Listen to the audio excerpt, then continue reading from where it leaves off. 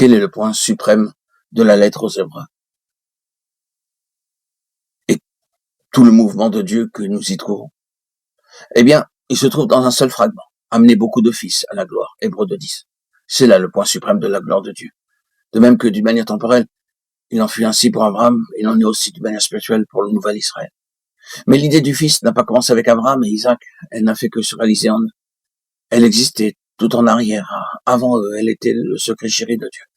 Avant les temps éternels. Ce secret a été perdu dans la postérité d'Abraham selon la chair.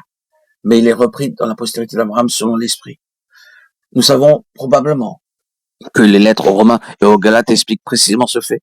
Dans sa lettre aux Romains, au chapitre 9e, 10e et 11e, qui ne font réellement qu'une seule section, c'est exactement ce que déclare l'apôtre. Car tous ceux qui descendent d'Israël ne sont pas Israël. Romains 9:6. Tous les enfants naturels d'Abraham ne sont pas Israël. Israël ne comprend que les enfants spirituels d'Abraham.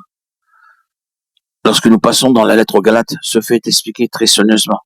Et Paul le résume en cette seule question. Il parle de la promesse faite à Abraham.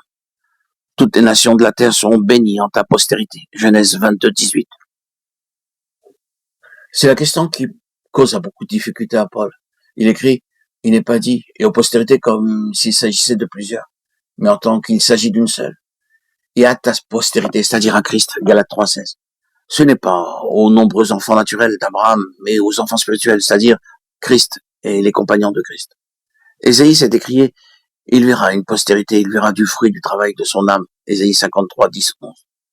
Et cette Jérusalem est la postérité spirituelle d'Abraham, qui est Christ et ses enfants nés de nouveau. La lettre aux Galates nous enseigne que les autres ont disparu. Les autres enfants d'Abraham eux-mêmes sont maintenant mis de côté. Et Dieu ne reconnaît plus que ses enfants spirituels. Cette pensée est reprise dans la phrase qui a gouverné toute notre méditation. C'est pourquoi, frères saints, compagnons d'une vocation céleste, nous sommes devenus compagnons de Christ. Si nous tenons ferme jusqu'à la fin, notre assurance première. Hébreux 3:1 et 14. L'Israël spirituel et céleste est appelé compagnon d'une vocation céleste. Et nous nous arrêtons sur cette vocation céleste. Ésaïe s'est crié, il verra une postérité, il verra du fruit du travail de son âme. Ésaïe 53:10-11.